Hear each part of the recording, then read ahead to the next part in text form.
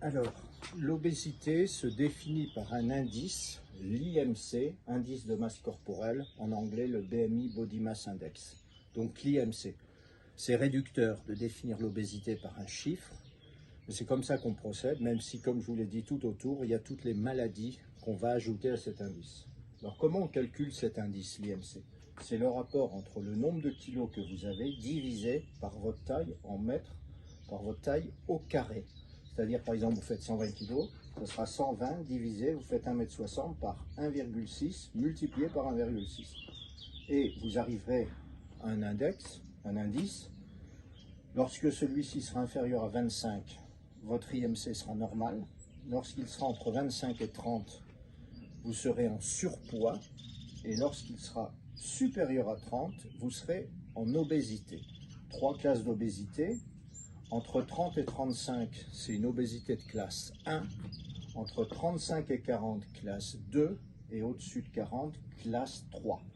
Aujourd'hui, avec les nouvelles guidelines internationales, la chirurgie de l'obésité se pratique essentiellement en obésité stade 2 et 3, mais maintenant également en obésité de classe 1, au-dessus de 30, s'il y a déjà des complications liées à l'obésité qui sont présentes, comme le diabète, le cholestérol, l'hypertension artérielle ou d'autres.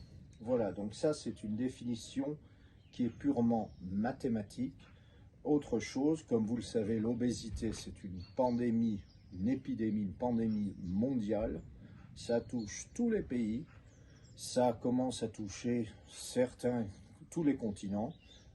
Dans les pays du centre de l'Afrique, en Afrique de l'Ouest, au Congo, vous verrez dans la rue de plus en plus de gens, même si c'était quelque chose avant qui était, j'allais dire même souhaité probablement par les gens. Lorsqu'on était obèse, ça voulait dire qu'on était en bonne santé, voire qu'on était riche. Aujourd'hui, les gens ont compris, les nouvelles générations, qu'être obèse, au contraire, c'est un fléau. Parce qu'avec le temps, on va commencer à avoir des tas de problèmes de santé et donc il faut lutter contre cette obésité. Pour vous donner un ordre d'idée, dans plein de pays aujourd'hui, on a environ 50% à 60% de la population qui est au moins en surpoids et obèse. Donc 60% obèse et surpoids, 40% avec un IMC normal.